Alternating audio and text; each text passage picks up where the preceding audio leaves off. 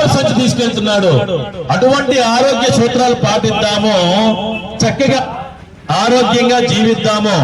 పరిసరాల పరిశుభ్రత, పరిసరాల పరిశుభ్రత. ఇప్పుడు ఒక సుబ్బయ్యమ్మ గారు చెత్త ఎక్కడ వేసినా చూద్దాం. ఏమంటే సుబ్బయ్యమ్మ గారు చెత్తని ఇవ్వండి, పారిశుద్ధ్య కార్మికులు వచ్చాము. నేను ఇవ్వనండి చెత్త, నేను ఇవ్వనయ్యా చెత్త. నా చెత్త నా ఇష్టం, నేను ఏమన్నా చేసుకుంటాను. నీకెందుకు ఇవ్వాలి? వెళ్ళిపో.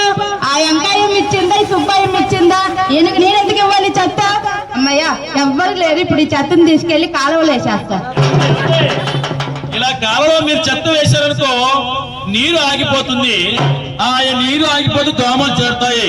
దోమల వల్ల మలేరియా, పైలేరియా, చికెన్ గున్యా, డెంగ్యూ జ్వరాలు వస్తాయమ్మా. ఇటువంటి వ్యాధులు వస్తే మీ డబ్బంతా హాస్పిటల్ పోతుంది.